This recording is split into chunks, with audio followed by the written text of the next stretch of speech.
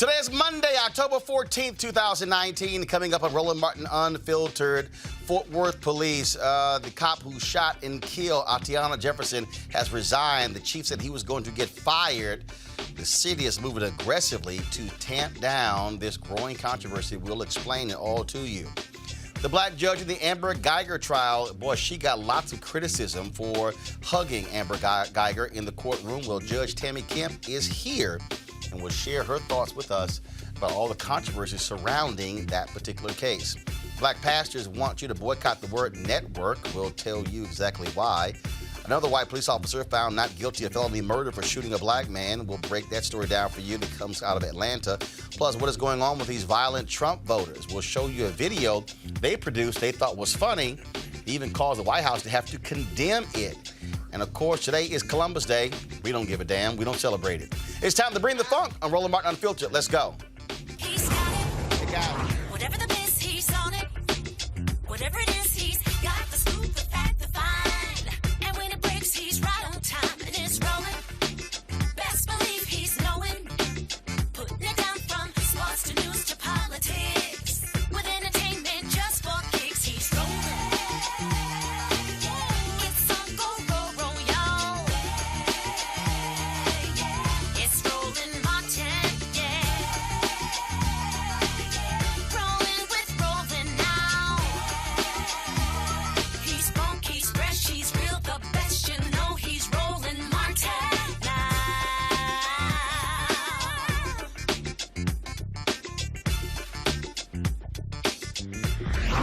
Martin.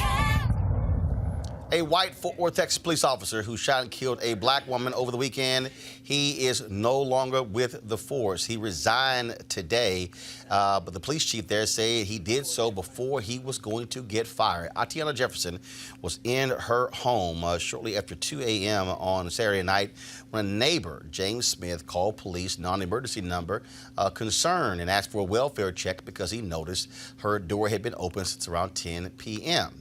He called to make sure she was all right. Unfortunately, she is dead. Of course, it was a tragic shooting that took place over the weekend. Police did not wait long to release the body cam footage that took place. We're about to show you this body cam footage. Warning you right now, it of course is graphic. We want to warn you. If you want to turn away, that's fine. Go right ahead and do so. But this is what took place in Fort Worth shortly after 2 a.m.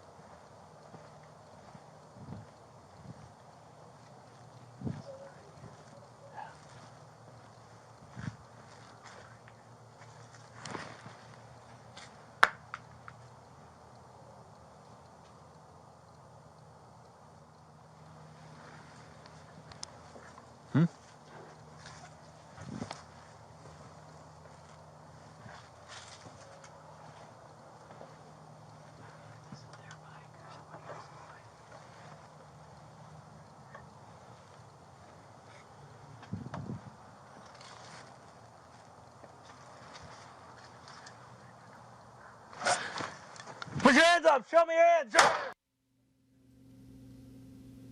Aaron Dean on the police force, not even 2 years, never identified himself. He was standing outside of the home, fired through the window, killing Atatiana Jefferson. She was in her home, and she was playing video games with her nephew.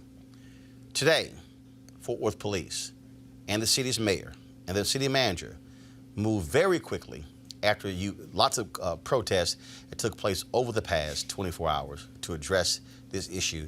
This was their news conference. Today, Mayor Price is going to give initial statements, followed by Chief Kraus, who will give an update on the investigation. and David Cook will have a brief statement after that. If y'all would hold your questions until the end, then we will be able to take some questions of any of the three that you'd like to ask questions to. With that, we'll go ahead and introduce Mayor Price. Thank you. Good afternoon. Thank you all for being here. We wanted to take this opportunity to talk a little bit about Saturday night, Saturday morning, what happened, and Mrs. Jefferson's death. But before Chief and City Manager speak, I wanted to say a few things to my city. We are all heartbroken today. Atatiana was a beautiful, smart, amazing young woman, by all accounts, who was unjustly taken from her family. The entire city is in pain. As a mother, a grandmother, a sister, an aunt, I can't imagine anything worse, and I'm so sorry. On behalf of the entire city of Fort Worth, I'm sorry. To Atatiana's family, it's unacceptable. There is nothing that could justify what happened on Saturday morning. Nothing. To Mr. James Smith, I know you're hurting today as well. You called police as we ask good neighbors to do. You were being that wonderful neighbor, the one that we all want next door to us, the type of person who does what's right in Fort Worth. Atatiana's death has left you totally shaken, and your sense of security and trust in law enforcement jeopardized. And I'm sorry. To Atatiana's nephew, who witnessed the unspeakable loss, sorry doesn't cut it. The entire city needs to surround this young man with prayers, support, and anything that his family needs. Lastly, the images released showing the gun inside Miss Jefferson's home. The gun is irrelevant. She was in her own home, caring for an 8-year-old nephew. Atatiana was a victim. She was taken from her family in circumstances that are truly unthinkable. I'm listening and hearing our community, my home. There's heartbreak, but healing and renewal of trust will come. It'll take a significant amount of work from all of us, and it must be done day by day, a step at a time, action by action, and it won't stop until we have justice and closure for Atatiana's family, to rebuild a sense of trust for the community and with our police department. Mere words are not enough. We are taking immediate action. You will hear from the chief and city manager in a few moments. City leadership has set in place motions to bring a third-party panel of national experts to review this department. City Manager Cook will have more specifics for you in a minute.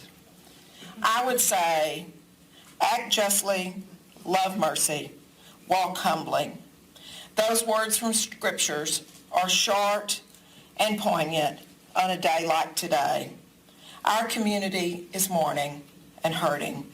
Everyone expects justice, no matter how you define justice. This council, this city, and this police department will live humbly and provide the justice. Justice is critical here. We know we cannot bring back this young woman who was taken all too soon. But this is a pivotal moment for a city that will and can come together.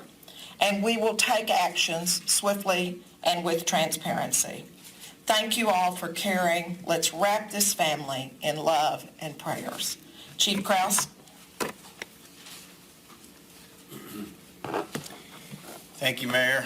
Before I provide an update, I'd first like to extend my sincerest sympathies to the family of Atatiana Jefferson. Her father called this shooting senseless, and I certainly have not been able to make sense of why she had to lose her life. On behalf of the men and women of the Fort Worth Police Department, I'm so sorry for what occurred.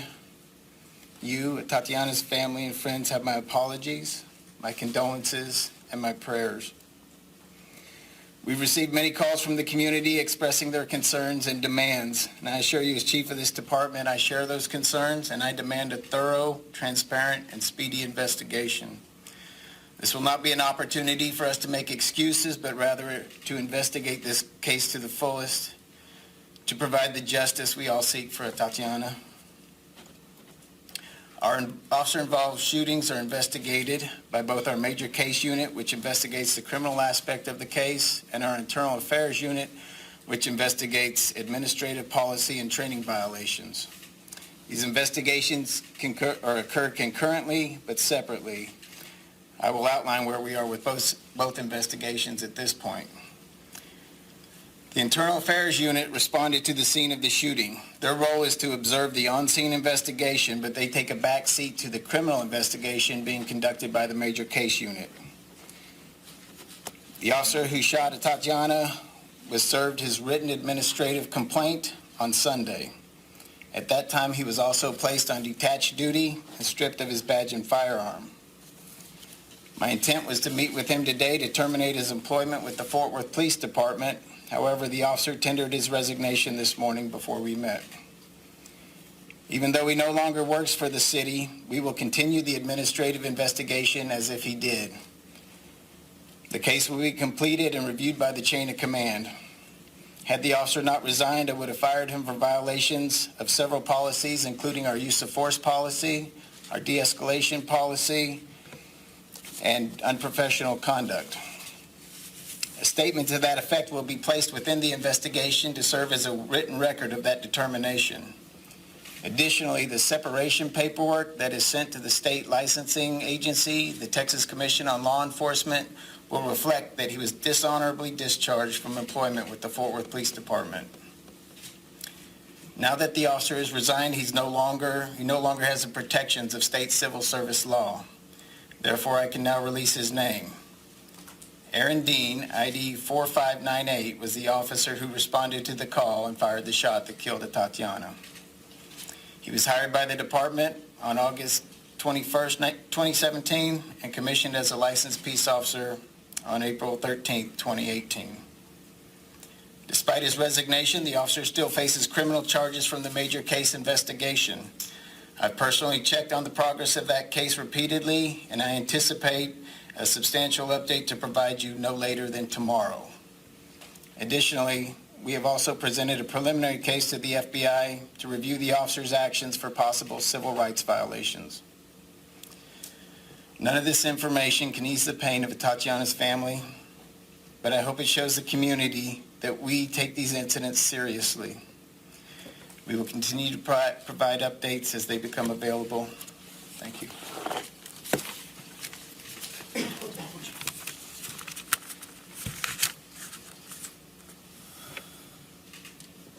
As stated by both Mayor Price and Chief Krause, my thoughts and prayers go out to Ms. Jefferson's family. Atatiana's death should not have happened, and on behalf of the city of Fort Worth, I am truly sorry. The community has called for independent review of the police department. I would like to take a minute to provide an update on our process to bring on an independent police monitor, and that was a recommendation by the Race and Culture Task Force and approved by the City Council through the city's recently adopted budget.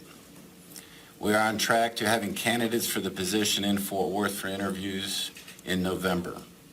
As part of the process, we were working on having a third-party group of national experts come in to review current police policies and training practices to ensure best practices are in place as the monitor begins his or her work. The city manager's office will take the lead in this effort, and of course, it will include the participation of the police department. Currently, we are reaching out to experts in the field, and once we finalize our plan and recommendation, we'll be presenting that to the city council in the next few weeks. Thank you. Part of the city's news conference, activists and the family of the woman who was killed, they actually held their own news conference. Civil rights attorney for the family. You're going to be hearing from members of the community of Fort Worth. You'll be hearing from the family of who they affectionately call Tay Jefferson. And we'll be taking some time to answer some questions for you all. I want to go ahead and dispel the myth that this is somehow a one-off, that this was just, a bad luck incident from an otherwise sound department. The Fort Worth Police Department is on pace to be one of the deadliest police departments in the United States. They're in need of serious systematic reform. We are asking that the federal government comes in, the Department of Justice comes in and takes a conscious look at the policies and procedures that allowed something like this tragedy to happen. This was a wellness call. It's beyond me to begin to understand what kind of police force responds to a wellness call with the equivalent of SWAT.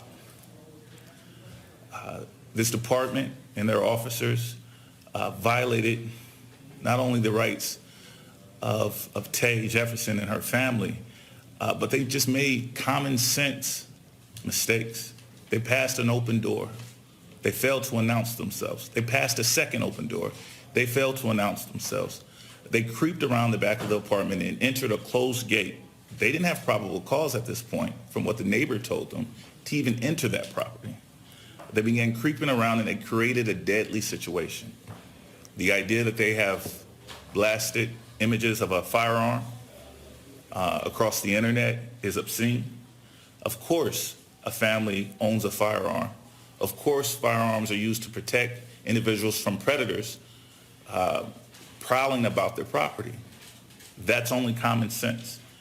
They created a deadly situation, and they responded in a way that is not unique to the city of Fort Worth. In the last 6 months, they've had 10 officer-involved shootings, seven officer-involved deaths. That's more than most nations for a single city in Texas. It represents a serious problem that must be addressed. So, of course, this family is calling for the firing of this officer. That's benign. That's the least we should expect. They're calling for this officer to be vigorously prosecuted, to be appropriately sentenced. That prosecution, the investigation, should be handled by someone other than the Fort Worth Police Department, specifically the Department of Justice, the FBI, or worst case scenario, the local sheriff's department. Anyone other than the city of Fort Worth who is clearly incompetent to investigate itself should be called in. We expect this to happen immediately. This happened Saturday. Why this man is not in handcuffs right now is a source of continued agitation for this family and for this community, and it must be addressed. In a moment, you'll hear. All right, folks, the police department, even though the police chief spoke at that news conference with the mayor as well as the city manager, they held their own news conference. All right, folks, and so let me, well, first I thought we had the police department's news conference. Let's go to a couple of folks who are in Fort Worth. It's first off, we have, of course, Corey Hughes, community activist, as well as Pastor Rodney McIntosh. Corey, I want to start with you. Fort Worth's history. First of all, Fort Worth previously had a black police chief, and when they essentially fired him when he was seeking the Baltimore police commissioner's job. Here you have a situation where you've had multiple shootings take place. Now they're calling in monitors to or national experts to assess what's happening, what happened there. I mean, frankly, this should have happened before this fatal shooting. Yeah, absolutely, Roland. I think, just to be quite frank with you, I've spoken to former Chief Joel Fitzgerald a couple of times. And the reality is one of the reasons that they wanted to push him out is because I think in his own way he realized that he was fighting against a system that has been in place in the city of Fort Worth for a very long time. Anybody that knows anything about Fort Worth, Texas knows it's the good old boy system. That is not very favorable to African Americans. We were extremely surprised when they brought in the black chief. Looks like Corey's video has frozen. Is Pastor Rodney? There we go. Okay, now we have you back. Go ahead, Corey. Your video froze there.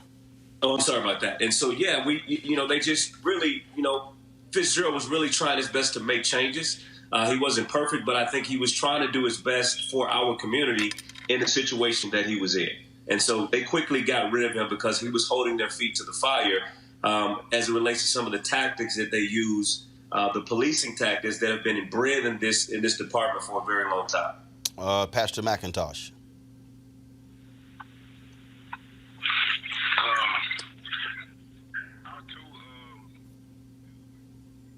Folks, I can barely hear Pastor McIntosh.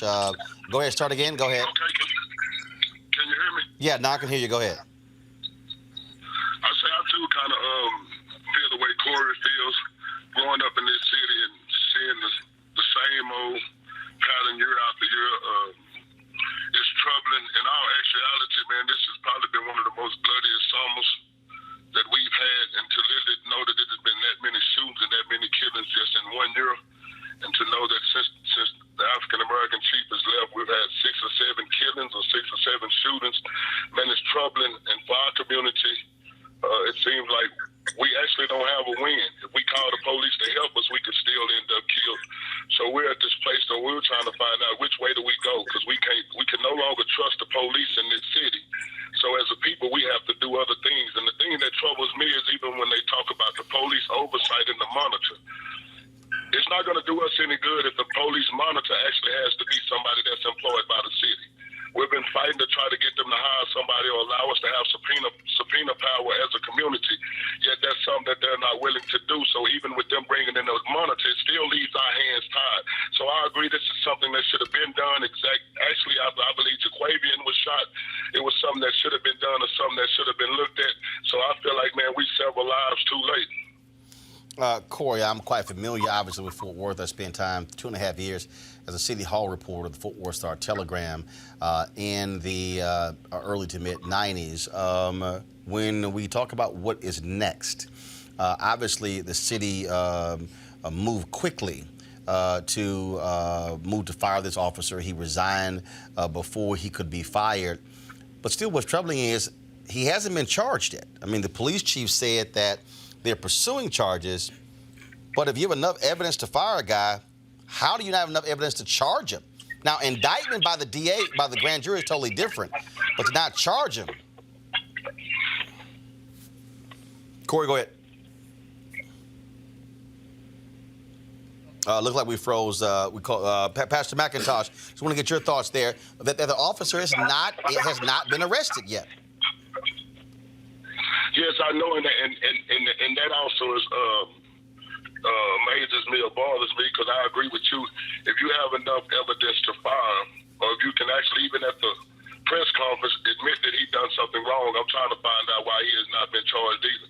But not only were we bothered about the fact that now he has not been charged, I'm also bothered by the fact that it took him this long to release his name, to release his identity, because in all actuality, I've spoken and I told him if somebody in our community would have did what he did, we would have knew all of that information within hours. So we got to find out what we can do to change these policies and these laws that allow them to be protected the way they are. Because he should have never been given the opportunity to resign. He should have been fired the next day, and he should have already been charged with murder. And I say murder because I don't want them to try to tell us that it was manslaughter, it was an accident. Man, you cannot come to somebody else's house and shoot in the window not knowing who you shooting at and take a life and expect us to continue to allow this to go on. So I totally agree with you. I wonder why he's not been charged with murder. And as a leader in our community, man, we're going to continue to fight and be consistent in our fight until we see them literally charge him with murder. And we're going to have to put pressure on our DA, too, because in all actuality, Fort Worth is a city that is not known for actually pressing charges against the Fort Worth Police Department. All right, then. Pastor McIntosh, Corey Hughes, we certainly appreciate it. Thank you so very much for joining us. I'm sure we'll be talking to you more in the next few days. We want to introduce our panel right now. Dr. Avis Jones-DeWeaver, political strategist, as well as leadership strategist. Also, Julianne Malveaux, Dr. Julianne Malveaux, economist, president emerita at Bennett College. Julian Boykin, founder and chairman, Young Republicans of Southern Maryland. Avis, when you see this story, a phenomenal young woman, Xavier University graduate, at home, enjoying just a night with her nephew. And you heard the mayor talk about it, but this young man has to live with what he witnessed. Yeah, absolutely. I mean, I watched some of the family's press conference today, and it was heartbreaking to hear that her little nephew was in the room the entire time. They both heard noises outside. He wanted to look in the window, and she stopped him to go look in the window to investigate. And that's when she was murdered. And he witnessed the entire thing. This little 8-year-old boy will never get over that. Never. And I don't understand why they've not only allowed this person to resign versus fire him, but as you've mentioned, now he's a free man. He can be anywhere. What's stopping him from leaving the state and fleeing? He needs to be arrested. He needs to be in jail now, because this was nothing but cold-blooded murder. Julian, this cop, Aaron Dean, former cop, joined the force April 2018. I mean, and so when you think about that, and when you watch that video, at no point does he yell police. No. I mean, he never identifies himself. And if you're this woman, who the hell is outside of my house with a flashlight and a gun pointing into my home? Roland, 3 things. Number 1, we need to look at who is on the police forces. You have these people, he's young, which is not an excuse, but he's been there a year. He obviously has not been trained because he doesn't have any sense. How do you do that? That's 1, just a whole notion of police training. Number 2, Sister Girl was in her own self home. I'm bleeding, really, when I saw this. I was bleeding about this. And what I'm thinking is that why did he, within less than 30 seconds, shoot? It was actually about 6 seconds. Without identifying himself. Yeah. So, that, again, it's a training thing, but also the bias thing. And the number 3, as Avis has said, this young boy, this 8-year-old who watched his aunt being massacred, what will we do for him? So there's just so much here to talk about, but not really to talk about, but to really deal with. And then, Roland, oftentimes we talk about these police shootings, we talk about black men. This is an opportunity to talk about the many ways that black women are massacred. And I say this in the name of Mary Turner, lynched in 1919 because she stood up because her husband was lynched. And she was lynched. There's so, we had all these lynchings. First of all, you didn't got to go to lynch. You don't go to lynching. Rakia Boyd, shot and killed by Dante Servant in Chicago. Yeah. She gets shot in the head. They don't charge him properly. He walks. Ayanna Jones in Detroit. Yeah. Exact same thing happened there. And so, Julian, there are a number of these incidences. But still, what is common here is whether it's a black woman or a black man, black is the most common thing when it comes to these cops. And when they, and again, they see us and it's shoot first. Right. Yes. Then we'll deal everything. They will deal everything else later.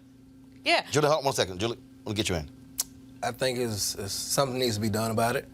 As a millennial, a lot of young people to the point now where it's like, hey, the worst that can happen is I die. The best thing that can happen is I kill a cop, I go to prison as a hero. I mean, it's getting to that point because, excuse me, you can't, you can't say, hey, let's put our faith in the legal system. As we see, the legal system is not doing what they're supposed to do, which is serve and protect. So when I see the video, I look at it like, okay, what did he see? I never heard the officer identify himself. I never heard the officer call for backup or anything. I just, what made the officer go snoop around the backyard? Normally, I thought the officer, they knock at your front door and tell someone. Right, they never knock. They never knock. First of all, the video you're seeing right now, folks, pull it up. This is the graduation ceremony, I believe, when Aaron Dean graduated. And so that is him, him right here. The third person, the first person from the right, that is Aaron Dean. And the thing here is, again, when you look at, you talk about every single practice broken. Every single one here. Lee Merritt said it. You're entering property for no probable cause. Right. It's a wellness check. How do you not knock on the front door and say, anyone home? I mean, if we think back to the video of the black woman in Billings, Montana, same thing. Yeah. There was a door that was ajar, and the cops stepped in. I mean, I'm just not understanding at 2 o'clock in the morning, if they say a door is ajar, how is that not your first move? Now, this whole, what I did, you think if somebody's broken into, you're going to scare the robbers or whatever? It's just, and the guy, and of course, the guy who called said it's been open since 10 o'clock. This is 2 a.m. That's 4 hours. Right. If the place got robbed, they're probably gone. No, I'm just saying they're probably gone. True. Yeah. But you know, Roland, the issue is that they went into a place where a black woman was, a black community, and did not do the appropriate warnings, which you would have done anywhere else. Put your hands up, I'm a police officer. You know, no, the man never said he was a police. He just massacred that woman. Massacred her. And you were outside the house, Ava. Yes. Wait a minute, you're outside the house firing into the house. And you don't even know who the hell you're firing at. You have no And idea. there's been no report that says a gun was raised. None of that. That's No, I'm just saying. exactly where I was going. Nothing. That's exactly where I was going.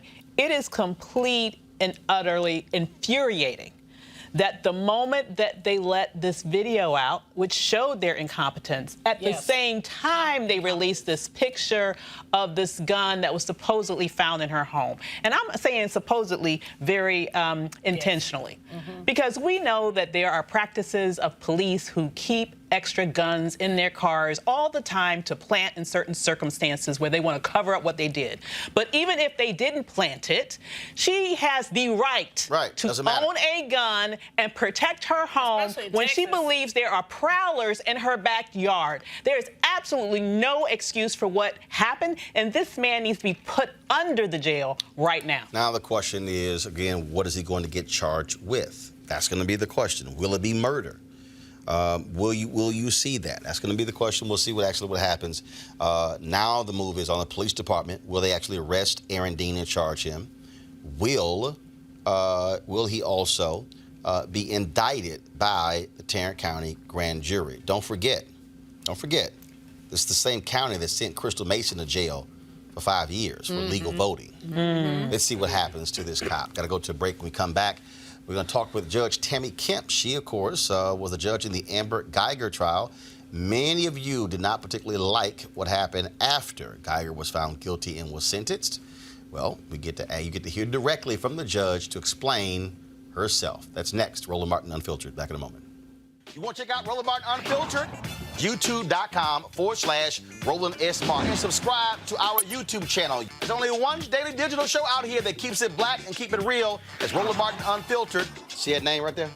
Roland Martin Unfiltered. Like, share, and subscribe to our YouTube channel. That's YouTube.com/Roland S. Martin. And don't forget to turn on your notifications so when we go live, you'll know it. All right, folks, you heard me talk a lot about marijuanastock.org. Why? Because I want to keep you informed of investment opportunities that make sense. We've all watched the growth of the cannabis industry. A recent report by New Frontier Data estimates the global cannabis market at more than $340 billion. We know that marijuana is sweeping across the country, legalizing across the country. We also know that marijuana has a good cousin, the hemp plant, with a much higher concentration of CBD. That means hemp gives you all the medical benefits of marijuana without getting you high. Until recently, hemp farming was practically illegal in the U.S. and heavily regulated by the DEA, but that all changed with the 2018 Farm Bill, making it illegal to grow hemp CBD in the U.S., thus creating one of the largest commodities worldwide.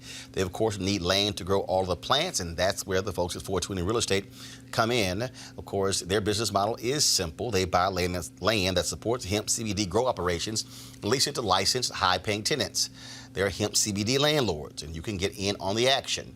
What they've done for the folks who watch for Roland Martin Unfiltered is originally the minimum investment was going to be $500 for this crowdfunding campaign, but now it's $200. You can invest up from $200 up to $10,000. Again, this is a $340 billion global industry, and it is still growing.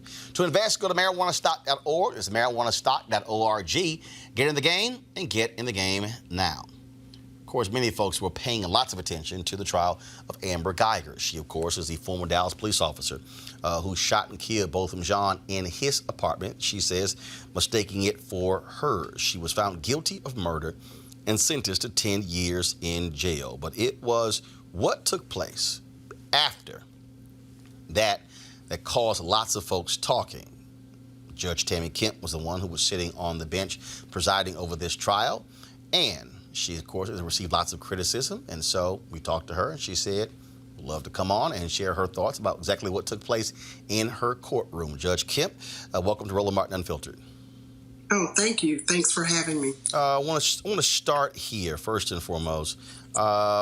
We started this trial off. It was very interesting because a lot of people who were talking about you initially when you showed disdain or disgust with the Dallas County District Attorney for giving an interview the day before the trial. And so there were a lot of people who were saying, man, this black female judge, she doesn't play, don't mess with her. And you go from that to by the end of this trial, you had folks who were calling you all sorts of names, who were calling you coon, who were calling you a sellout, who were saying that you were aiding and abetting white supremacy. How did you feel when this onslaught on social media, on radio, on television, all these different places where they were attacking you for what you did by showing, as you said this morning to be on the Time Journal Morning Show, showing compassion to Amber Guyger? Well, the good thing was I didn't hear any of the attacks. The trial concluded Wednesday afternoon. Thursday, I came into work to clean up some loose ends, and I went on a retreat to East Texas Friday morning. And I'm not on social media, so I did not hear the attacks. Saturday morning, when I was notified about the death of Joshua Brown, I was also told about the attacks on social media. And what I believed and thought was, I didn't realize that the victim impact statement had been aired on court TV, but nevertheless, I don't think the persons who were attacking me had witnessed the victim impact statement on court TV. Now, insofar as calling me a coon or a sellout, anyone that would say that about me does not know me. First and foremost, I'm a Christian. Then I'm an African American. And I don't think I behaved in any way that any other decent human being might not have behaved, confronted with the same circumstances. My courtroom has never been filled with the level of emotion that it was filled with during that victim impact statement. Brent John brought a level of humanity and compassion that was shocking, overwhelming, and just showed a level of maturity and grace that I hope to attain one day.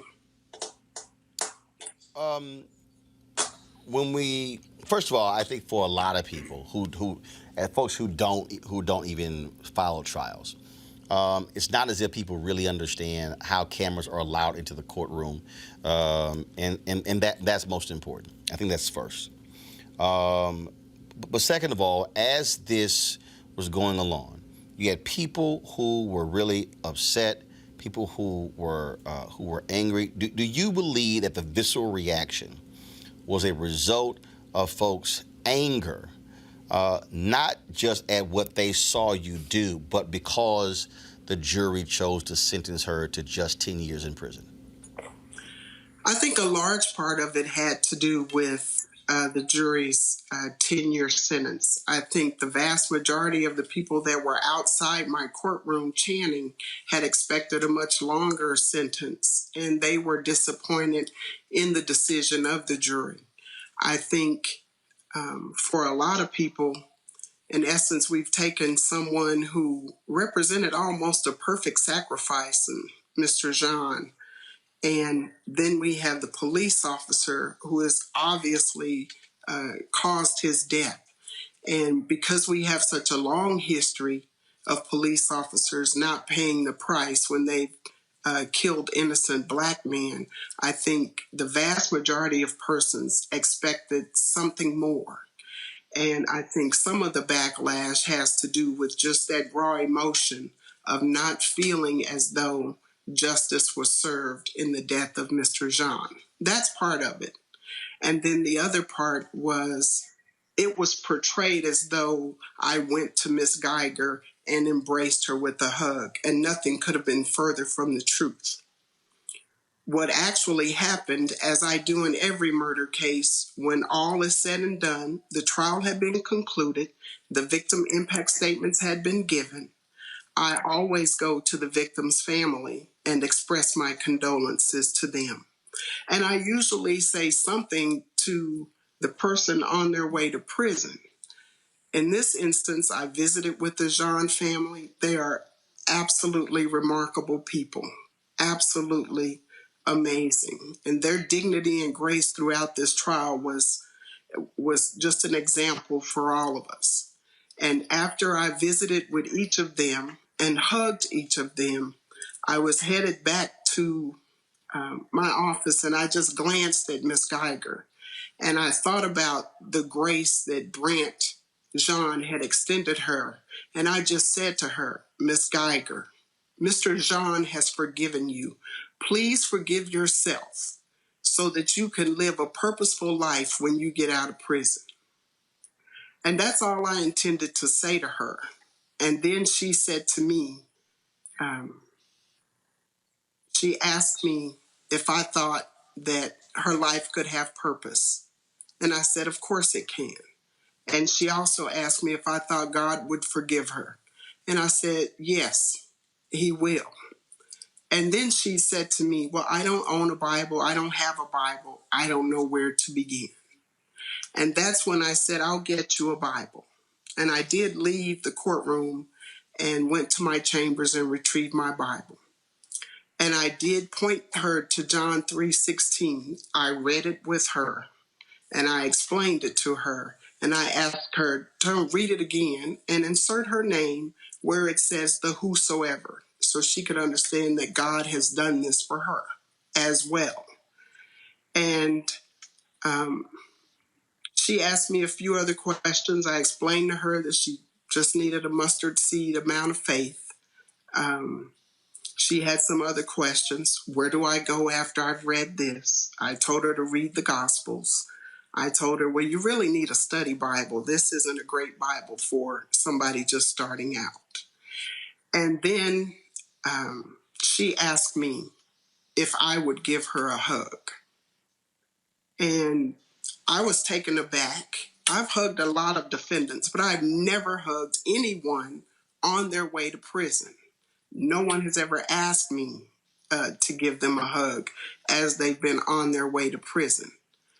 And when she asked a second time, I just thought, well, who am I to refuse this woman a hug? And so I said, yes, I will give you a hug. And that's what happened. So you, when you mentioned going over the Bible verses with the guys, go back to the video, because I think at the moment you're going to actually see where the two of you embrace. You're sharing this with her. We've had people who said separation of church and state. Go back to the video, please. Separation of church and state. Do you agree with that? They said because here you were the judge presiding over the case.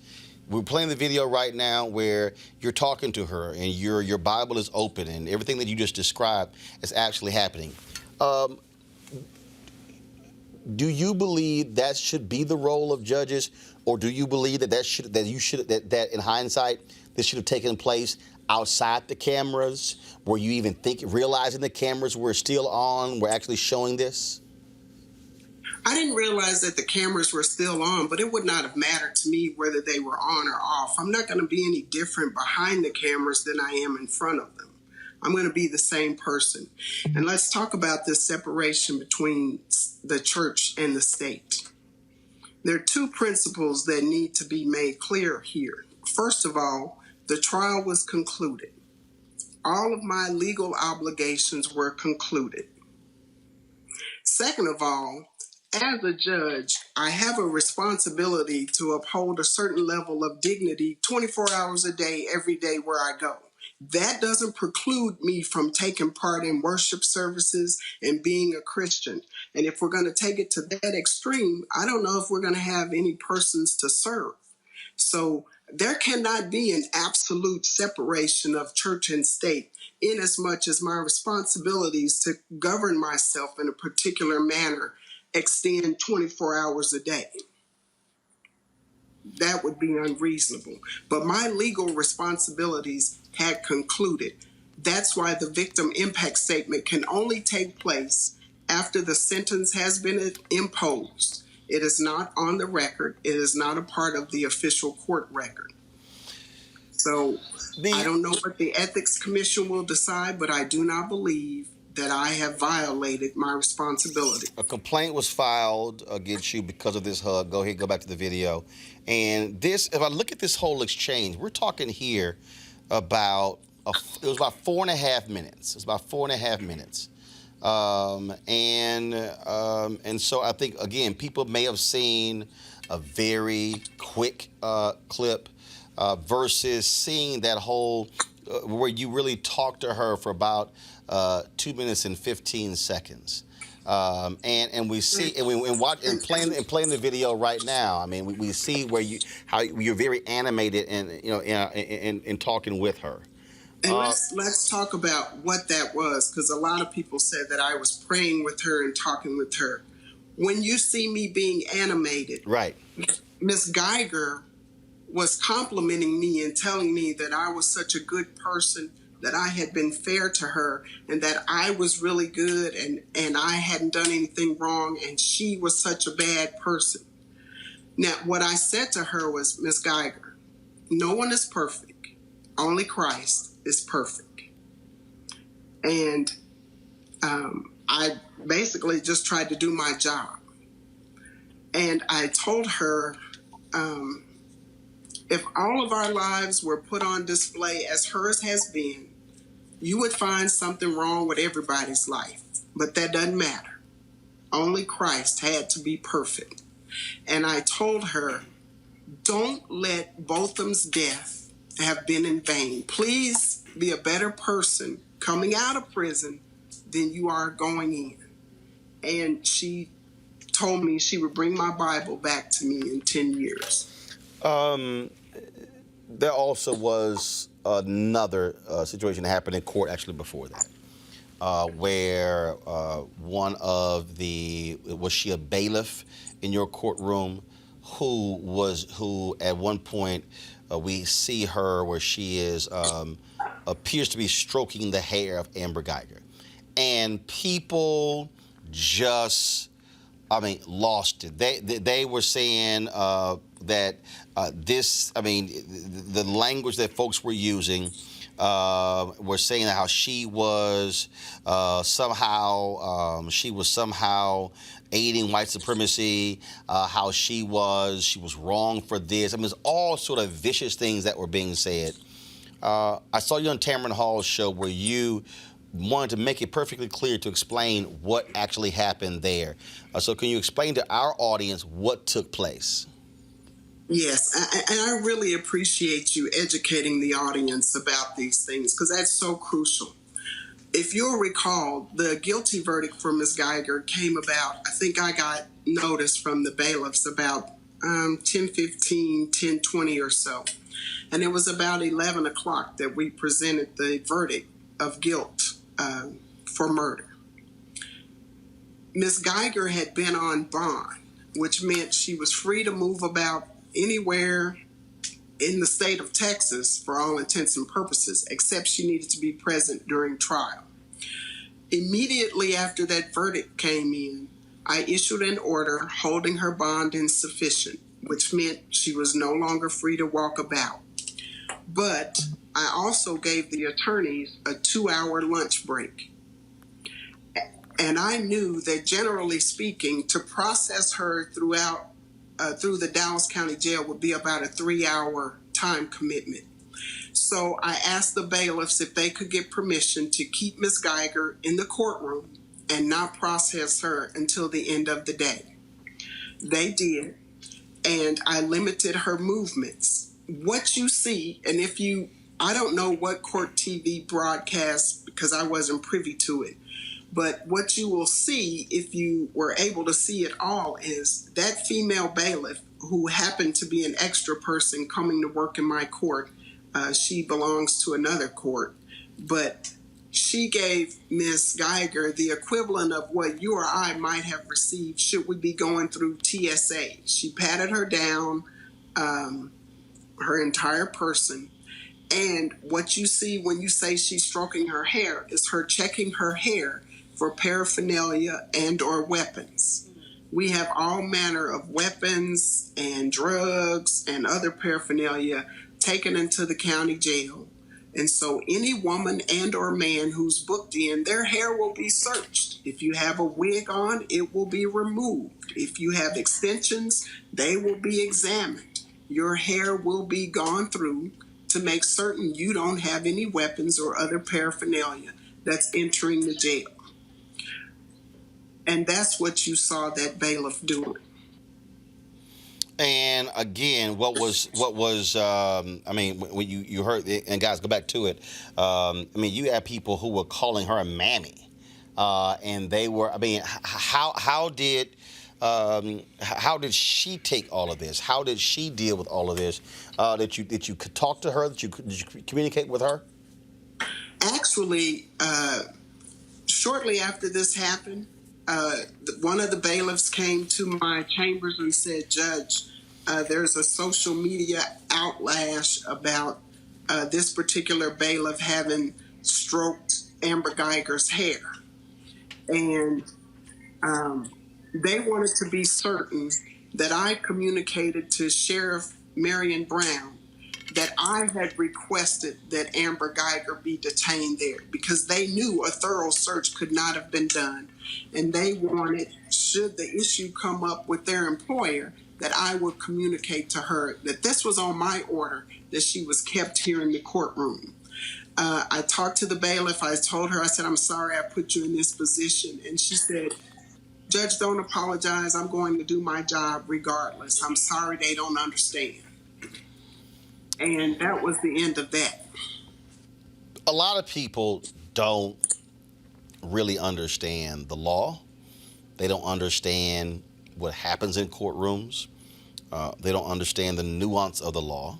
And I remember during this trial when you allowed the jury to consider the Castle Doctrine. And folks just lost it. What is she doing? This is crazy. This wasn't Amber Guyger's home. How could she essentially assert a stand your ground law? And you said as a judge, you not only were thinking about the case, but you were thinking about the fact that this is likely going to get appealed if she's found guilty. So explain to the folks who don't understand the law, who don't understand the Castle Doctrine, why you gave that as a part of the jury instruction. Okay. Well, I'm going to talk about the Castle Doctrine generally, okay, because I can't talk about the case specifically. Right. But the statutory law, as well as the case law, is absolutely crystal clear here in the state of Texas. A defendant is entitled to any legal defense that he can put forth any measure of evidence to support, no matter how good, no matter how bad, no matter whether the judge believes it to be credible or incredible. If there is one scintilla of evidence that this defense could possibly hold true, and a jury of your peers could find that it's reasonable, you are entitled to that defense, pursuant to the penal code and pursuant to all of the case law. It's not so much that I was concerned about whether or not the case would be appealed. Almost every trial is. But I was concerned that I had given this defendant every legal justification that they could possibly fathom, as I would with any defendant. And you are absolutely correct. Had a person been denied a justifiable defense, in all probability, that case would be reversed for that reason. And I believe you had a discussion on what the Castle law entails, and it's a hurdle to get over. But again, the penal code provides for it. Case law provides for it, and it's been my experience to deny a defendant a defense, no matter what the court's view of that defense, would result in a reversal. Avis, question. Sure. Judge, thanks for joining us tonight. You were quoted once as saying, I wouldn't get criticism if Guyger were a black woman.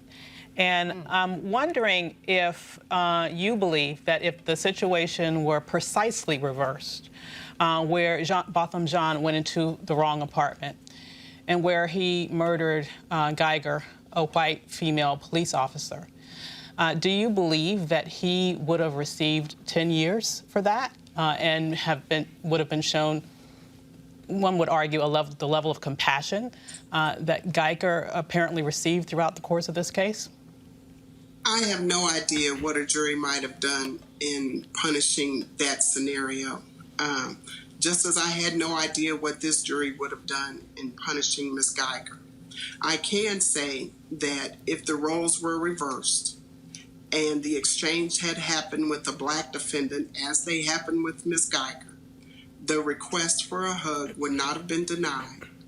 The discussion about the Bible would have been conducted the same way. I would not have done things differently. I have no idea what a jury might have done. I have no idea. Julian. Sora, I appreciate you. I realize that you're someplace between a rock and a hard place. At the same time, there are African-American men and women who get more time for less modest crimes. How do you deal with that? Because I just have a problem with it. I've talked to my Sora, your friend, Cheryl Smith. We've talked about this. How do you deal with the inequality of this sentence and of your behavior? The inequality of the sentence? Yes, ma'am. I can't say the jury made that decision. That was not a decision. I will not attack nor quibble with the jury's decision. I never have, I never will. The jury listened to all of the evidence, they arrived at their verdict, and I accept their verdict. But you chose to walk down to hug that woman. I understand your explanation, but for many of us who find her behavior repugnant, it seemed that you co-signed her behavior. To believe that I co-signed her behavior is abominable. We talk a lot about reforming the criminal justice system, and to see the person beyond the acts. Amber Guyger's acts were horrific. The jury reached their verdicts, both on guilt for murder and assessing the punishment. But Amber Guyger will rejoin our society in 10 years or less. And Amber Guyger, I pray, will come out a different person than what she went in. And the other thing I'd like to say is we talk a lot about criminal justice reform. And I hope that reform will require us to look at the person as well as the acts. We need to punish the acts. And if the person is going to rejoin our society, we want them to be better than when they went in. I hope and pray. Because we do not want them to continue to prey upon our communities. Julian. And let me just say one last thing. I come down off that bench in every murder case and address every victim's family and every defendant. Usually I just simply say to defendants, on a number of occasions, family members have forgiven defendants. And I usually say the same thing. They forgive you, forgive yourself, and come out better than you're going in. And let this be your last contact with the criminal justice system. Julian?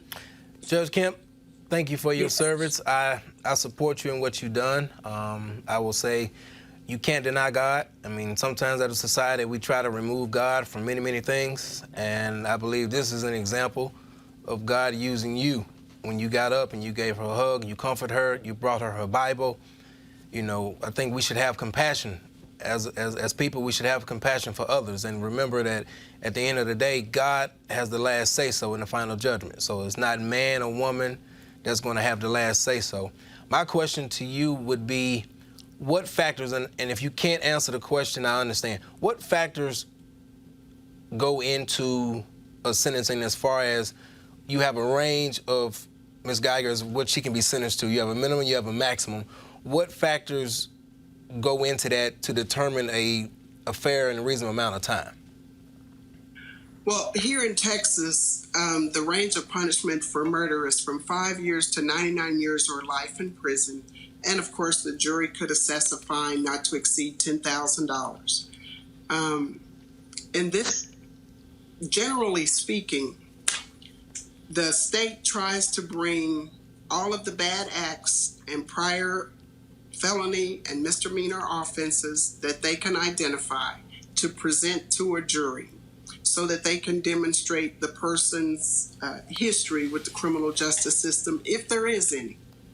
And then the defense has an opportunity to bring in as many people as they can gather to demonstrate that this person has some redeemable value or has done good things and that they're a good person. And not uncommon, we had both of those things done in this case. And I don't know where it is the jury, why they were swayed one way or another. I know the state asked for 28 years. I don't know how the jury arrived at 10. I never questioned them about that, even in my comments in the jury room as I thanked them again for their service. That's why we have a jury of 12 people to come to reason together. Judge, I think here's what I think what people, I frankly people don't understand. You are a state judge. This Correct. was a jury trial. Federal cases are different, correct? Absolutely. So Yeah, in federal cases, and I've seen it, the jury may render a decision in a federal case, and the judge could throw out that jury's decision and actually provide a different sentence, correct? You are absolutely correct. And you are correct in saying I am without that power in state court. So in state court, again, for all these people out here who are commenting, I see all of y'all ridiculous ass comments on YouTube, you don't understand the law. The reality is, in a state court, when the prosecution puts on a case and the prosecution recommends a certain number of years, when they go into that jury room, the jurors are deciding punishment and sentencing. And so in this case here, she could have been sentenced, I think it was up to 99 years. I think that was the number, up to 99 years. Mm-hmm. But the jury made the decision. 5 blacks, 5 Latinos, 2 whites? You're correct. So that's what I don't think people understand. This ain't CSI or television. This is a state court. So the jury, so in our system, in the state courts, juries are determining those things, not the judge. Absolutely. And Texas is one of the few states left where the juries assess punishment. But again, that decision is made by the defendant as to whom they would like to assess their punishment. So the defense, so explain that. So what you're saying is, she and her lawyers could have said, Judge, you assess the penalty, or the jury. So that option is given to the defendant. Absolutely. And that exercise is done during pretrial hearings. So before the trial, so just again, and let me say this again for the people out there who are commenting, who are like, well, okay, why are you asking these questions? Because you need to understand stuff before you just assume stuff. So before the trial started, she had to make the decision, I want the jury to decide punishment and not the judge. Absolutely. So she could have picked you versus the jury. Yes. For sentencing, could she have picked you to determine innocence or guilt, or was that always the case of a jury? No, she could have picked me to determine guilt as long as the state agreed. both parties have to give up their right to a jury trial before a judge can make the determination of guilt or innocence. So, for instance, in Baltimore, people, again, folks you're watching, in Baltimore, the cops who went on trial for the death of Freddie Gray, they chose a bench trial and not a jury trial, and the judge ruled, frankly, for, I think it was 3 of them, and they didn't prosecute the 4th one, so when it comes to innocence or guilt, in Texas law, the defense and the prosecution must agree. So if Amber Guyger had said, I want the judge to decide, prosecution said, I want the jury to decide, who wins? If they can't agree, then it will be a jury trial. So the jury is always the default? Yes. Okay, got it. Yes. And in the case of punishment, if she doesn't specifically say, I want the jury to assess punishment, it's a default to the jury as well. So both have to agree. Julianne, you got a question? Go ahead. Sister Judge, do you think the 10-year sentence was sufficient? And if you had to rule, what would you have ruled? I can't answer that. This case very well may return to my court on appeal. But even if it were not, I will not quibble with the jury's verdict. I will not. Last question for you, Judge. When we look at these cases, do you believe that people are actually learning more about the nuances here? So, for instance, in other cases, I think back to other cases that have taken place where, especially when a police officer is on trial, there were a lot of people who were thinking that the prosecution overcharged by going for murder. You have cases where it's negligence, where you have homicide, where you have, manslaughter. You have all kinds of different charges. We're dealing with the case in Tarrant County right now as well, with the sister who was shot and killed by a police officer over the weekend. We're about to talk about another story coming up out of Atlanta, where the officer was found not guilty of murder, but he was found guilty on some other charges as well.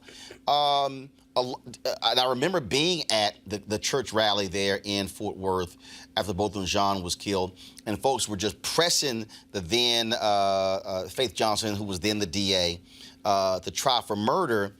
But again, what you often hear from these prosecutors is that, look, when you go for something along those lines, once it goes into the jury's hands, you don't know how they're going to respond, whether or not you frankly overcharged or not. But do you believe that people are getting a better understanding of the nuance of this legal system, and it's not as cut and dry as person gets shot, killed, murder, done, that's it, you're going to go away from life?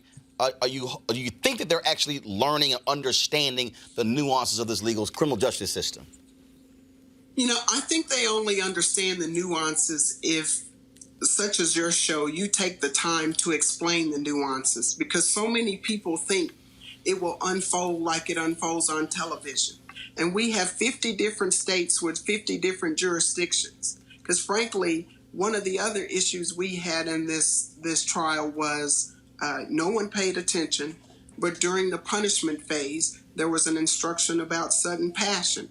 Now, I want to talk about that, not specific to Amber Guyger, but sudden passion was a move where if you believe that the accused acted on the provocation of someone else and that there was a sudden passion that provoked them to commit the act, then the punishment range could be reduced.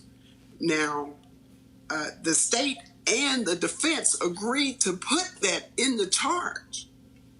I don't know that it belonged, but that was an agreement with. But there are so many different nuances. Hold on, right there. So explain that. So if the prosecution and the defense agree, you can't overrule them. You have to go along with that agreement? For some issues in the charge, I do. Got it. Yes. Got it. For example, Somebody might be charged with murder. And somebody might absolutely testify, I intentionally and knowingly shot them and intended to kill them. But both sides go, okay, well, let's also include a lesser included of manslaughter.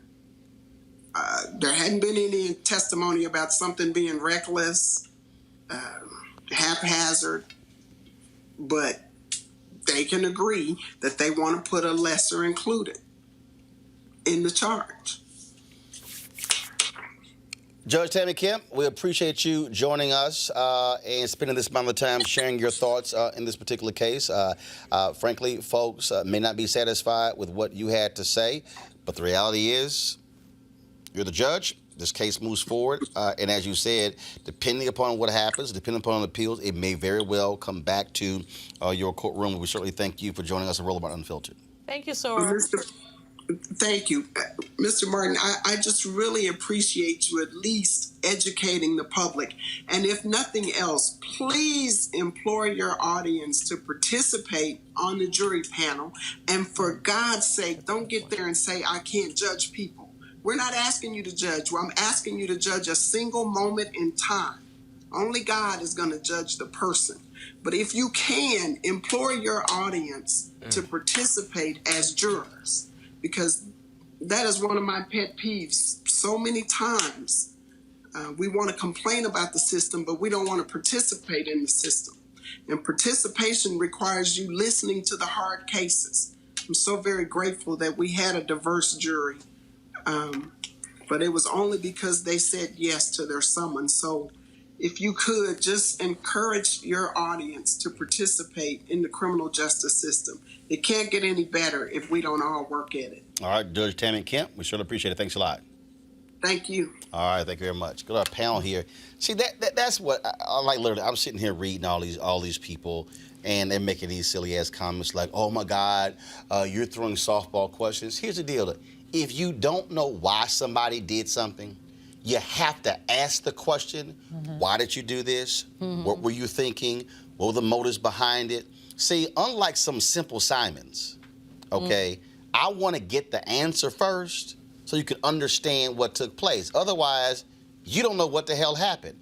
There were people who went off on the Castle Doctrine. All these non-lawyers, folks who ain't never been in the courtroom, were going off not understanding why.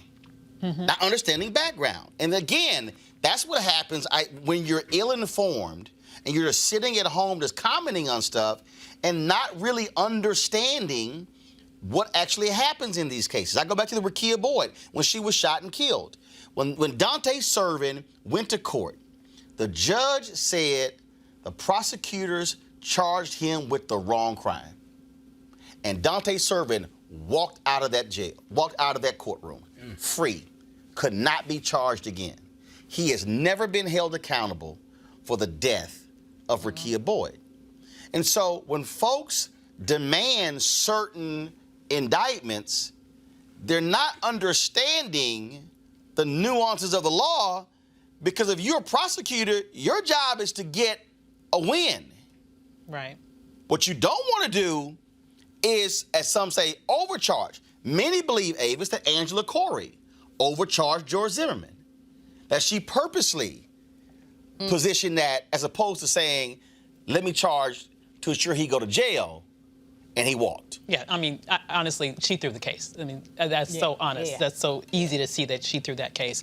But I believe with this one, the reason why this has people so deeply touched and moved and angry, and I would argue rightfully angry, is because people are examining this issue in the broader context of what we know is real as it relates to this criminal justice system.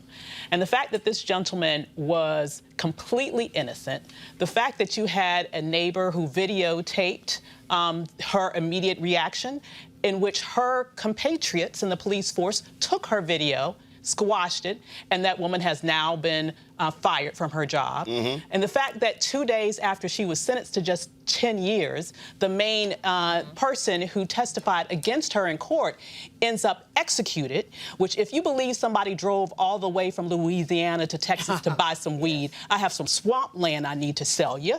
I mean, just because I'm paranoid does not mean there aren't people who are out to get me. And so although people may have been jumping to some conclusions with this, the reasons why they did that are based in fact, historic fact, and contemporary fact as it relates to how the Black community is consistently faced with injustice in the criminal justice system. And so there is zero to none trust when we talk about the system. The point that she made about juries was absolutely correct, Julianne, because I get sick of all these people out here bitching and moaning about unjust jury decisions. And we had Ben Crump on here. We've had numerous lawyers on here who said, y'all don't know what it feels like to walk into that courtroom and all I see are white folks serving on juries. And all I see are Black folks trying to kill themselves to get out. Now, totally understand the sacrifice when it comes to serving on juries, when it comes to making money and income, but here's a reality. First and foremost, I think back to Reverend Jackson when he was in Ferguson. All these young brothers were on the corners talking about one they were saying all the civil rights leaders need to go to hell. Reverend Jackson said, let me ask y'all a question. How many of y'all want to see the cop get indicted for killing Michael Brown? They're like, oh yeah, how many of y'all want to see the cop get convicted? He said, how many of y'all are registered to vote? None of their hands went up. He said, you know, you got no shot at being on the jury if you ain't registered to vote. Right. You know, they had no idea. That's how you affect change. They had no idea. And you know, that, I think that the Sister Judge, Mansour, mixed feelings, but the whole issue of us serving on juries is extraordinarily important. Absolutely. And so often we just deflect that thing. So we could make a difference. Folks mad she got 10 years. 5 Blacks, 5 Latinos, 2 whites. If you didn't have 5 Blacks and 5 Latinos, could have been worse. Or she might have gotten off completely. Yeah. See, again though. I mean, but the issue. You don't know what happens in that jury room. No, you never do. But the issue really, there are a couple of takeaways from this case, and one of the takeaways is where we are in registering, voting, and jury selection. And so you have anybody who's hollering about I don't like. Oh no. Registering, voting, jury selection. And for the people who don't want to see Black prosecutors, you need to see. Yeah. Thank you. See, all of the Kamala haters, all of the Marilyn Mosby haters, all of the people who act like no one should ever be a DA. No, you can't be out here yelling and screaming for there to be justice if you don't have prosecutors who are not owned and operated by the police union. So you know what? Part of the issue, of course, prosecutors' job is to prosecute. But so all these people who are like mad at Kamala, get over yourselves. But prosecutors' job is to prosecute, and they have discretion. What happened to Aramis Ayala in Florida? She says, I am not going to prosecute any death penalty cases. Governor Rick Scott got mad as hell, pulled out of her different cases. You see what happened with the marijuana convictions. Cook County jails are down 19% in terms of incarceration because of Kim Foxx being the district attorney. And so again, I'm saying all of this because it is frustrating, and again, for the people who are sitting here, oh my goodness, that was too much nuance, why were you walking through that sort of stuff? Because the criminal justice system is not cut and dry. Because it's not criminal simple. Justice system is not about justice. And the other thing is that we make these comparisons between jurisdiction and jurisdiction as if they're the same. They're not. Right. So we get these, well, this one got 10 years and this got 10 years. Well, if that was California, that was Florida. So that's something we have to pay attention to, too. But the bottom line is there's insufficient participation of Black people in the the political process. And that insufficient participation leads us to insufficient outcomes. Folks, a former police officer in Georgia, I want to go to this story real quick. A former Georgia police officer found not guilty of murder on Monday, more than 4 years after he killed a naked, unarmed black man who served in the military who was mentally ill. A jury in DeKalb County found Robert Chip Olson guilty of aggravated assault, making a false statement, and 2 counts of violation of oath, but acquitted him on 2 felony murder charges. He faces up to 35 years in prison and is due to be sentenced on November 1st. Judge Letitia Dear Jackson said he can remain out on an $80,000 bond until then, though he will have an ankle monitor and be subject to a curfew. Whatever. Olson was charged with killing Anthony Hill, a 26-year-old Afghanistan war veteran, in March of 2015. Julian, real quick, that's the point there. Again, police officer kills a man in this case. Juries make different decisions. True. They do. I mean, I think more African Americans, this should be a wake-up call for a lot of us. You need to be registered voters, because it's not just about voting, it's also about, hey, you can go and be a juror and see that justice is served. As we see right here with this case, we had 5 blacks, you had 5 Hispanics. Can you imagine if it was an all-white jury? Yeah. And what the outcome would have been? Yeah, we can. How about the case in Connecticut where, of course, the police officer, a brother was kneeling down, hands up, and he was kneeling down, and he got to his knees, and the cop kicked him in the head, knocked him unconscious. Clear on the video. Brother made no move towards the cop. He was just going down. Jury found that cop not guilty. That's what happens. And so that's the case. Our folks got to go to a break. When we come back. A group of black pastors say it's time to boycott the Word Network. We'll find out why next. Roland Martin Unfiltered. You want to support Roland Martin Unfiltered? Be sure to join our Bring the Funk fan club. Every dollar that you give to us supports our daily digital show. There's only one daily digital show out here that keeps it black and keep it real as Roland Martin Unfiltered. Support the Roland Martin Unfiltered daily digital show by going to RolandMartinUnfiltered.com. Our goal is to get 20,000 of our fans contributing $50 each for the whole year. You can make this possible. RolandMartinUnfiltered.com.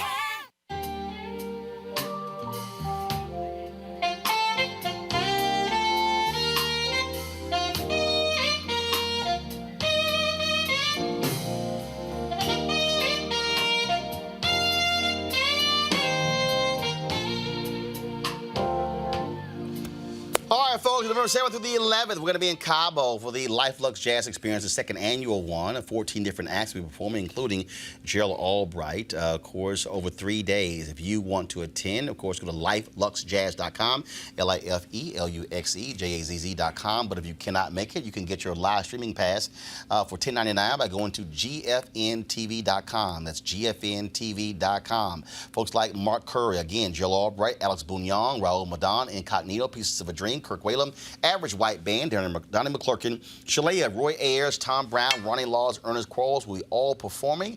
It's going to be an amazing time, and trust me, you want to check it out. And so, if you want to get the live stream, you can simply go to GFNTV.com.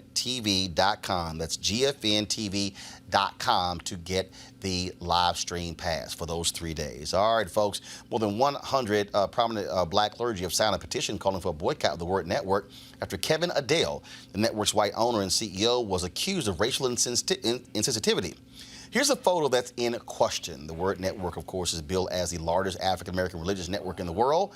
And this photo was a photo that was sent to Bishop George Bloomer, founder of the Bethel Family Worship Center, by Kevin Adele. Bishop Bloomer joins us right now. And so, Bishop, I read a story, when the story was done on this, where Kevin Adele said he sent this to you to apprise you of what was out there, but you say that's not what happened.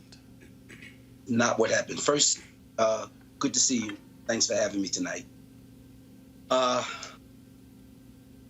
Texas is something else, and everything that transpired is all in Texas.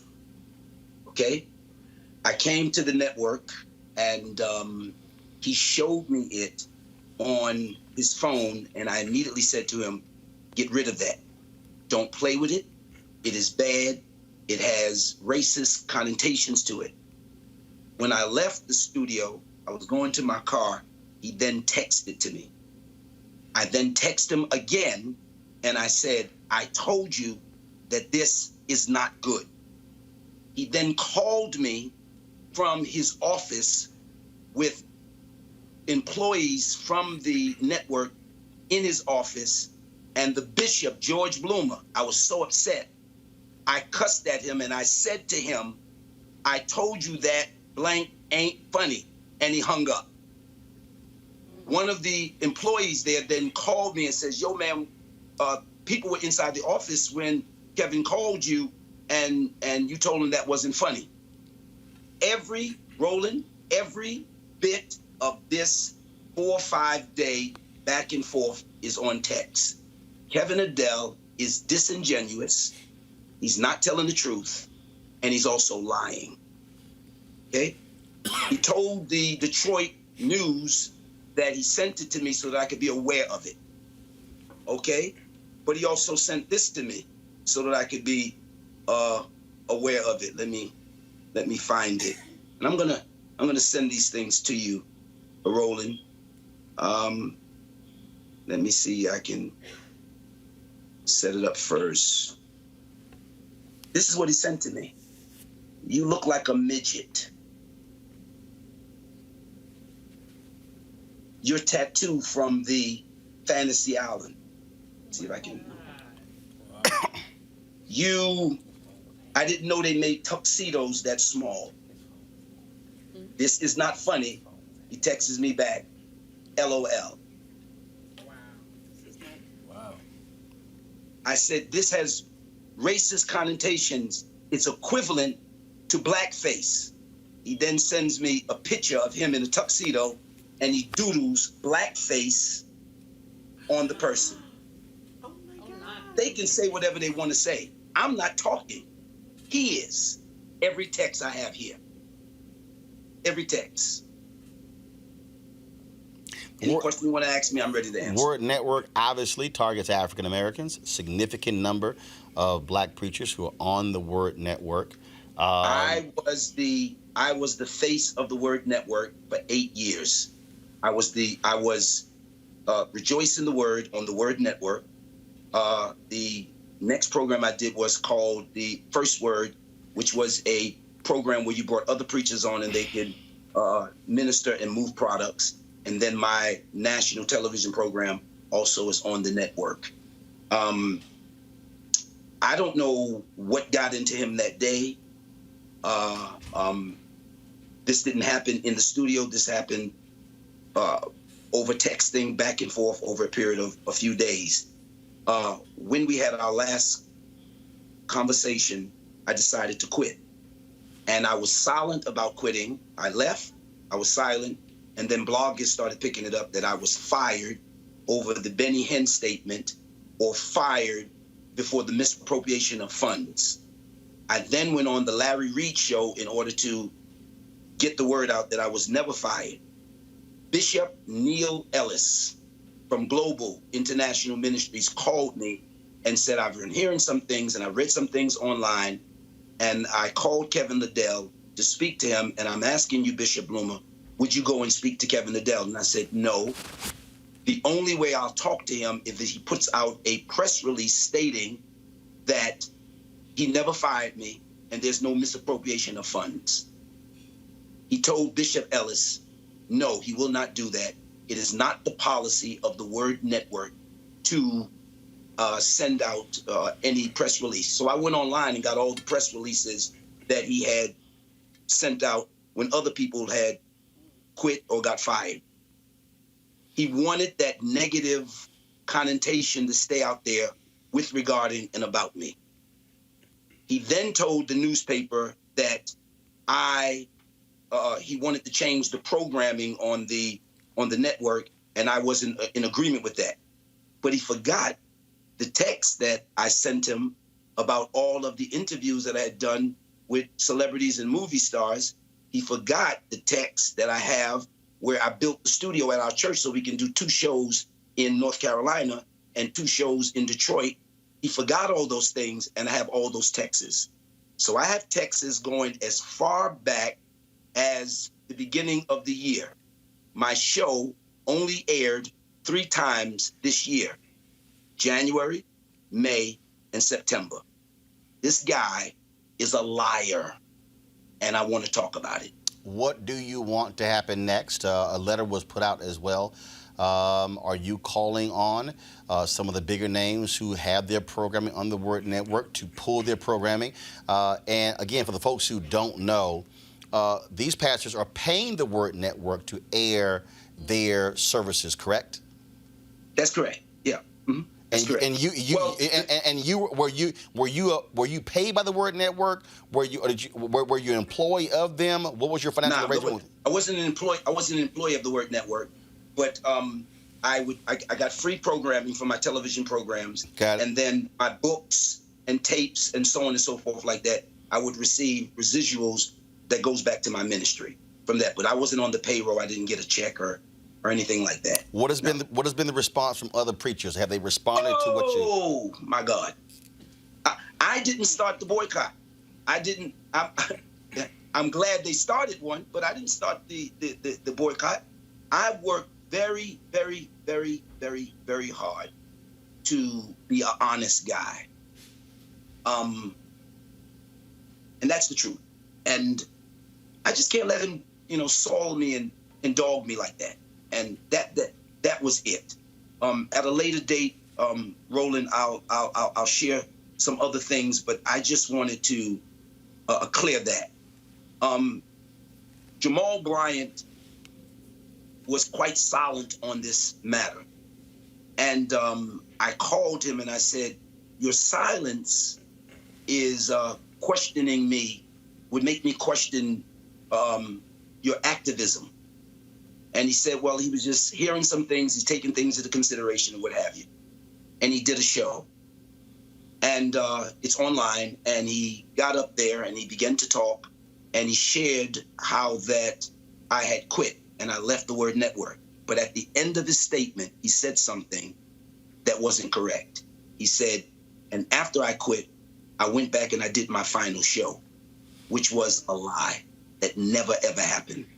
I called Jamal and I said, Jamal, this is not correct. This is not right. Jamal then did a retraction to what had happened. And I said this to Jamal. I said, you didn't make that up. Someone said that to you. So I know that there's a campaign to make things look like it is something that it isn't. And you asked me what I want out of this. I want the money that is owed to me, and it's a lot. How much? And How much?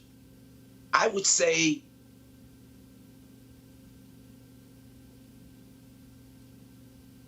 I don't want to say, but it's a lot. 5 figures, to me, it's a lot. 5 figures, 6 figures? 6 figures plus, yeah. Low to mid 6 figures, high 6 figures? I would say somewhere in the 150s. And so that's what Kevin Adele for the Word Network owes you? Yes. For what? When we had a Bible program, and we would I wrote 60 some odd books. So I would do a show, and then for the show there would be a book offer, and so we sell the book to the ministry at a premium. People sow a seed, we send them the book, and that's how we generate funds. Got it. We also had Bible programs that was going on where he promised me a fee off of each of the Bibles, and he has yet to pay that. That's where those numbers come from. Then we had a CD that was used in order to sell the Bible. And the reason why I was like, because I don't know the exact amount of Bibles, but I know up until a certain part, so it may be much more than that. Okay. Well, Bishop Bloomer, we will reach out to Kevin Adele tomorrow to see if he wants to come on to explain himself. Certainly, I would love to see a transcript of those text messages to you will. To ask Can I say him. one other thing? Yes, Roland? go ahead. Just one other thing. I just saw before I came on your program something from Detroit that he's on, and he's saying that I quit and I made this whole thing up because no other studios would take me. Hear me now. I've been in television for 20 some odd years. Total Christian Television, TCT, signed me to a contract 3 days after the thing transpired and happened. And many of the other networks have already offered me free air on their stations, white and black, because they don't want my voice to be silenced. This is what I'm talking about, and I wanted to say that too. All right. Thank you so much. Bishop Bloom, I really appreciate it. Thanks a bunch. Real quick on our panel here. He got receipts. Oh, my God. I had no idea Christian networks were so juicy. I'm missing out, apparently. And we got to go to divinity school. But, oh, my goodness, he got serious. Roland, I have a problem with all of this. With what? Not with whatever the Word Network did to him. You know, Reverend Jackson had a problem with the Word Network. They squeezy. But I also have an issue with we selling the Bibles. It's like Father Divine or some mess like that. It really makes me uncomfortable. Hold on, what? Selling Bibles? Like that. Like what?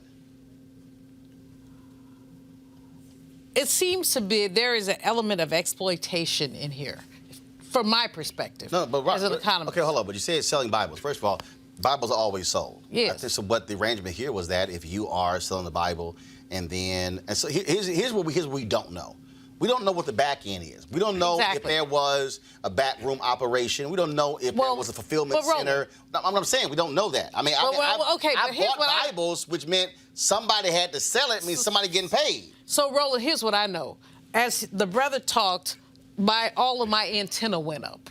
That's all I know. Now, I don't know what the deal is, but the Bible but the Bibles and the money are separate from sending a meme the Word of a white Network, guy as the pimp and then the preachers as his hoes. That's what the meme was. Yeah. And again, according to this story, Kevin Adels tells the Detroit newspaper, I was making him aware. He's saying, no, you were sitting here laughing and acting as if that was no big deal. The Word Network has issues, but there are also a set of issues around how we use religion in the context of capitalism. That's hold on.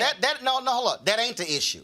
That ain't the issue, okay? For me, it is. Yeah, but that ain't got nothing to do with this. What this is about is the issue here, and that is Kevin Adele, white owner of the Word Network, did he or did he not sit here and think it was funny to send a meme to this black preacher and then joking with him saying, you look like tattoo, don't make No, that's the issue. That's wrong. What I'm not going to do, wrong. I ain't going to muddy the issue, okay? I'm going to stay focused on what it is. Kevin Adele has to answer this. Bloomer sends me those text messages. My deal's going to be, Adele, these text messages show you joking and you acting as if this was no big deal. They ain't the same as I'm making you aware. Yeah, let me also say, I think it also shows a huge intersection here between Christianity and racism, particularly as it's implemented through this particular network and broadly speaking in terms of how oftentimes it's practiced in a very exploitative way. If you look at what that meme is saying, if you look at what that meme is saying, and the reason why he kept, I'm thinking, if someone tells you once that they're offended, why would you keep going back day after day after day after day? What he is essentially saying in this depiction of him being a pimp and they being the hose, is that here I am, the owner of this network. Go ahead out there, make that money. Make my money. Right. You better have my money. That's what he's saying in a very literal way. And that's what Bloomer said I'm objecting to. He's saying that means something in the black community when you the pimp and we hoes. To your point, we go out and make the money. Your thoughts on this? White supremacy fears two things: loss of life, loss of funds. So at some point, we as black people, we have to realize, okay, if we go into this person to be on TV, what's stopping us from starting our own? If we making all this money, why not start our own? So if we start our own, there's no need for a boycott. And in fact, hold on. And in fact, in the Periscope video Jamal Bryant did, that's actually what he talked about. He said, if we're going to boycott, fine. He said, but if we're going to expand that level of energy boycott, why don't we say, you know what, fine, we're going to pull all our programming off of the Word Network and then put it on a black-owned network. Absolutely. What does it mean actually starting one? But Kevin Adele has to address this issue. And so I got Kevin Adele's number. He's going to get the text message as soon as this show is over to answer this issue because, again, I'm reading one story. And see, for all y'all out there who are saying, why was I asking the judge those questions? See, this is why you ask people questions to get their response on record. Then you follow up with the next set of questions. I wanted Kevin Adele to explain to me if he was making him aware, Because if the text messages show you thought it was funny and you kept making jokes to Bishop George Bloomer, that story ain't gonna hold water. Final comment. Bishop George Bloomer, Jamal Bryant, my friends, decided to sleep with the devil. That's what I have to say. They sleeping with the devil. They knew this man was not whatever. And okay, hold on. You base it on what? Base it on the text, all of that. You know, and like Jamal said, why can't we start our own stuff? Hold on. You can't say somebody knew they were sleeping with the devil based upon the text. If I know the text even existed, how do I know he's a devil? You know, the Word Network fell out with Reverend Jackson behind some BS. They fallen out with other black How many people actually know that? Well, I do. Right, you do. Is it but everybody else don't know that. Is it documented? So what I'm saying is, if I don't know, if I never had that kind of relationship or issue with somebody, well, then I don't even know that.